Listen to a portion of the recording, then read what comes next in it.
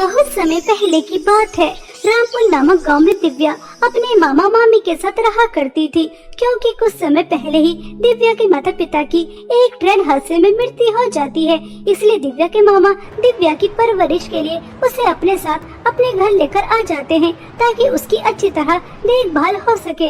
दिव्या के मामा तो बहुत अच्छे थे, वह उसका बहुत अच्छे से ख्याल रखते थे, बिल्कुल अपनी बेटी की तरह। लेकिन मामी सुरेखा वह दिव्या को बिल्कुल भी पसंद नहीं करती थी। वह नहीं चाहती थी कि दिव्या उनके साथ उनके घर में रहे, लेकिन अपने पति के सामने सुरेखा की एक नहीं चलती थी और वह बस एक मौके का इंतजार देख रही थी। और कुछ दिन बाद सुरेखा को यह मौका मिल भी जाता है, क्योंकि एक दिन दिव्या के मामा को काम के सिलसिले से शहर जाना पड़ जाता है। तभी सुरेखा इस मौके का पूरा फायदा उठाती है। दिव्या स्कूल जाने के लिए तैयार हो रही थी, तभी सुरेखा दिव्या के पास जाती है और उसको जोर से थप्पड़ मारकर बाल खींचते हुए कहती है, मनहूस, इस पल का मुझे कब से बेसब्री से इंतजार था कि तेरे मामा कब शहर जाए और कब मैं तुझसे गिन गिन कर बदले लूं। यह जो तूने स्कूल जाने के लिए ड्रेस पहनी है ना, इसे उतार कर घर के कामों में लग जा, वरना मार मार कर तेरी सारी हड्डियां तोड़ दूंगी। मामी जी, आपको तो पता है एग्जाम चल रहे हैं। अगर मैं स्कूल नहीं जाऊंगी तो एग्जाम कैसे दोगी, और अगर एग्जाम नहीं दिए तो मेरी पढ़ाई अधूरी रह जाएगी। और ये आपको अचानक क्या हो गया? मामा जी के सामने तो आप बहुत प्यार करती थी, उनके शहर जाते ही आप मेरे साथ ऐसा बर्ताव क्यों कर रही हैं? मामी जी, मेरा स्कूल जाना बंद मत कीजिए, मैं पढ़ना चाहती हूँ।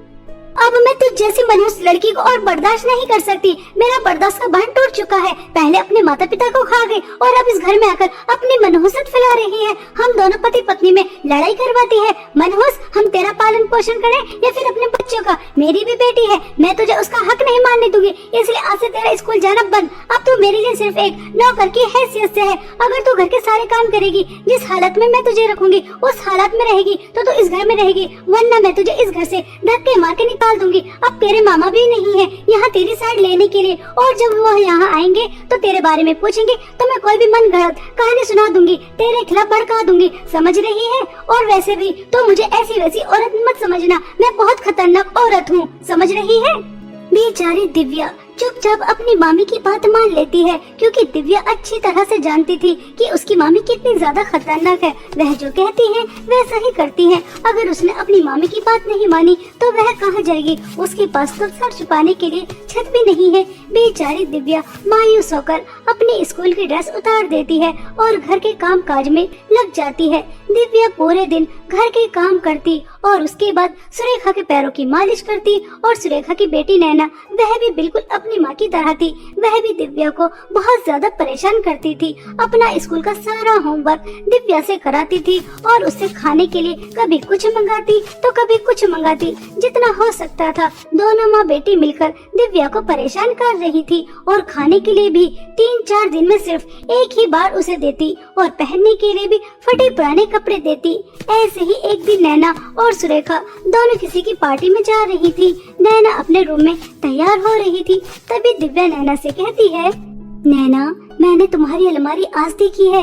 तुम्हारे पास कितना ज्यादा सामान है, कितनी ज्यादा नेल पॉलिश, लिपस्टिक और कितनी ज्यादा सुंदर सुंदर ड्रेस। यह सब तो मैंने बस सपने में ही देखा है, आज हकीकत में देखकर कैसा लग रहा है? नैना, अगर तुम्हारी कोई चीज रिटायर हो गई हो तो प्लीज मुझे दे दो, मैं भी यूज कर लूंगी, क्योंकि इतनी अच्छी अच्छी महंगी महंगी चीजें मैंने आज से पहले कभी यूज नहीं की। तूने अपनी औकात देखी है? तो इस घर की नौकरानी है और मैं इस घर की मालकिन, और तू अपने मन से इतनी ज्यादा महंगी महंगी और ब्रांडेड चीजों का ख्याल निकाल दे, क्योंकि मैं तुझे अपना एक फटा हुआ रुमाल ना दूं। यह सब चीजें देनी तो बहुत दूर की बात है। और हाँ, एक बात कान खोल के सुन, मैं पार्टी में जा रही हूँ। मेरे जाने के बाद मेरी किसी भी चीज को हाथ मत लगा लेना। अगर मुझे कोई भी चीज इधर से उधर नजर आई तो मैं तेरी हड्डी पसली तोड़ दूंगी। इस तरह से नैना दिव्या को जोर जोर से डांट रही थी। यह आवाज सुनकर सुरेखा रूम में आती है और अपनी बेटी से कहती है, क्या हुआ मेरी प्यारी बच्ची, तो इतना क्यों भड़क रही है? मैंने तुझसे कितनी बार कहा है तो ज्यादा टेंशन मत लिया कर। अगर ऐसी वैसी कोई बात है तो मुझसे कह दिया कर। और ये नौकरानी मनहूस तुझसे क्या कह रही है, जरा तो मुझे तो बता। मैं इस नौकरानी की अभी खबर लेती हूँ, अगर इसने तुझे जरा भी परेशान किया हो तो।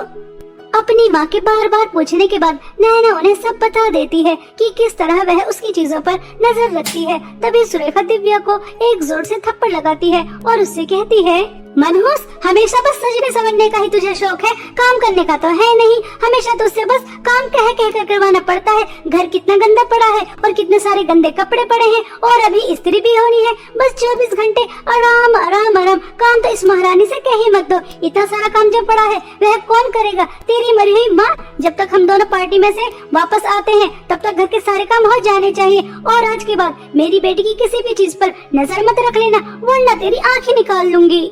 मम्मी, आपको पता है एक बार मैंने इस नौकरानी को बादाम खाते हुए देखा था। अब हम पार्टी में जा रहे हैं, हमारे पीछे तो न जाने नौकरानी क्या क्या चीज खाएगी। फ्रीज में मिठाइयाँ पड़ी हैं और किचन में सभी ड्राई फ्रूट रखे हैं। ये मनहूस उन्हें निकाल कर खा लेगी और इसके तो मजे ही मजे आ जाएंगे। मैं कहती हूँ कि आप फ्रीज में ताला लगा दीजिए। और हाँ मम्मी, आपने सभी गहने और पैसे लॉकर में रख दिए हैं ना? क्या पता ये गहने और पैसे चुरा कर भाग जाए। ऐसी 2 टके नौकरानी और गरीब लोगों का कुछ पता नहीं होता, ये कब क्या कर बैठे। अरे वाह मेरी प्यारी बच्ची, तो कितनी ज्यादा समझदार हो गई। बिल्कुल अपनी माँ पर गई है, माँ पर। तो सही कह रही है। मैं अभी किचन के अंदर और फ्रिज के अंदर ताला लगा देती हूँ और तू गहने और पैसों की फिक्र मत कर, वह सब बैंक में है। जब ऐसी गरीब और मनहूस नौकर घर में हो तो उनसे ये सब चीज छुपा कर ही रखनी चाहिए। और तू सुन मनहूस, मैं तेरी खाने की प्लेट बाहर रख दूंगी जो तुझे रोज मिलता है।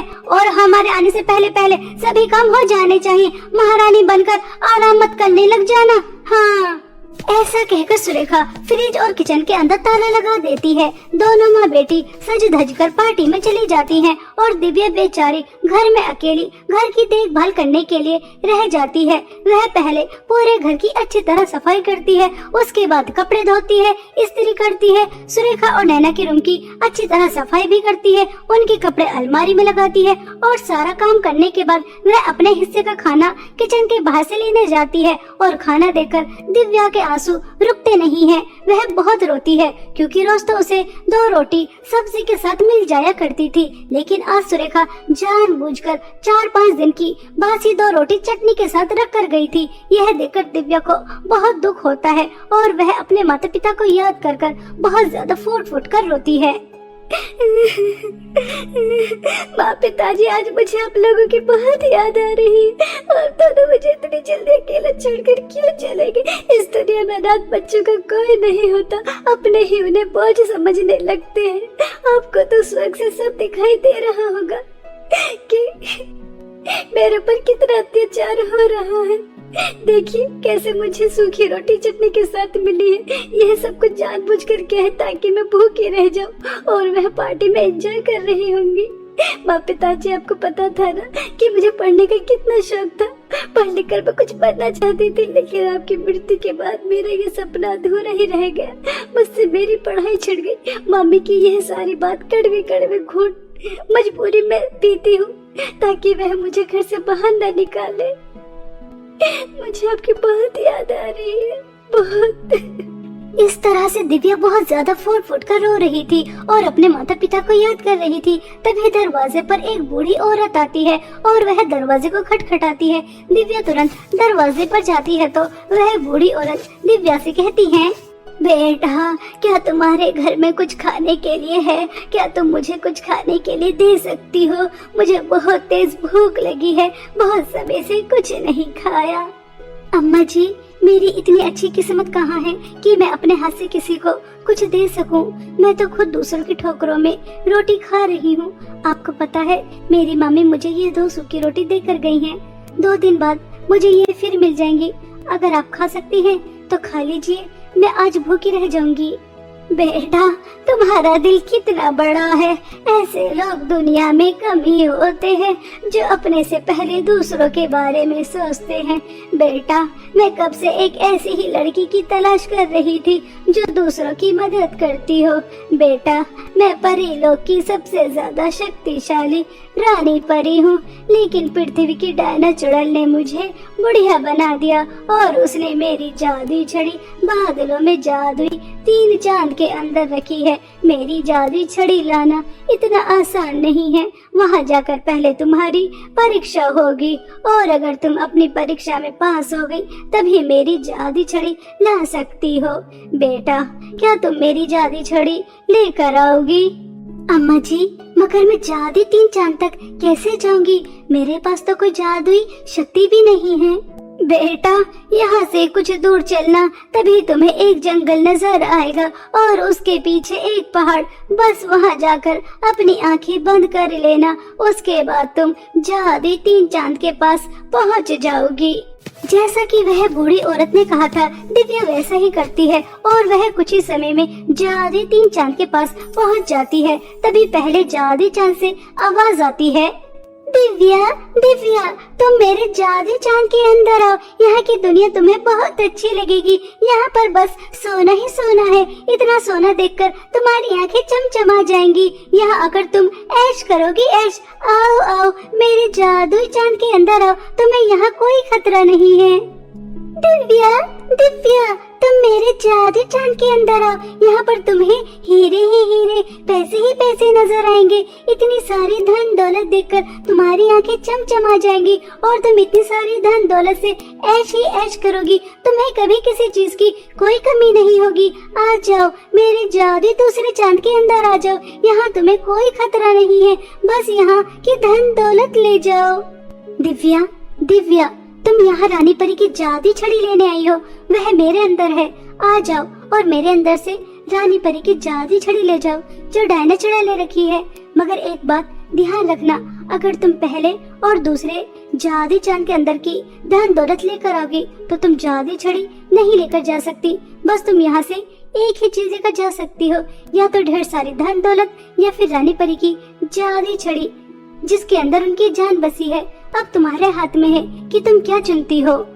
मैं धन दौलत का लालच नहीं करूंगी। मुझे पता है कि लालच बुरी बला होती है। मैं जादुई तीसरे चांद के अंदर आऊंगी और रानी परी की जादुई छड़ी लेकर जाऊंगी और मुझे कुछ नहीं चाहिए। दिव्या के इतना कहते ही दोनों जादुई चांद गायब हो जाते हैं और असली जादुई चांद रह जाता है जिसके अंदर रानी परी की जादुई छड़ी थी। दिव्या उस जादुई चांद के अंदर जाती है, वहाँ से जादुई छड़ी लेती है और बूढ़ी औरत के पास आ जाती है और उन्हें लाकर दे देती है।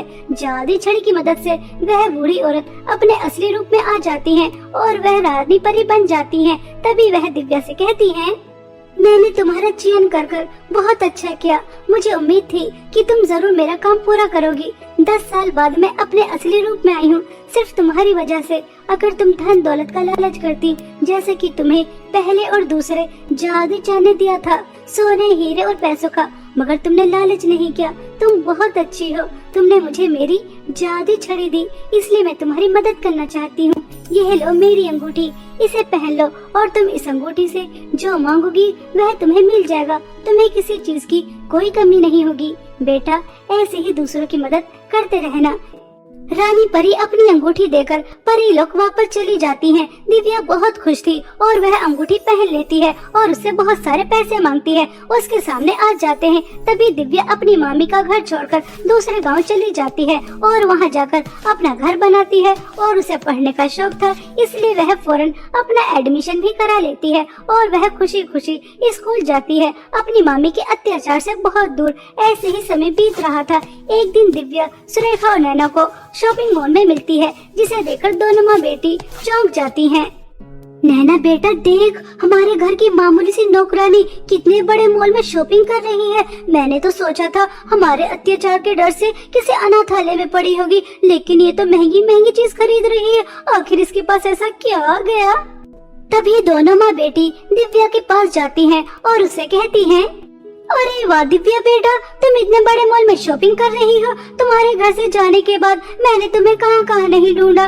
बेटा, अपने अमीर होने का राज अपनी मामी को नहीं बताओगी?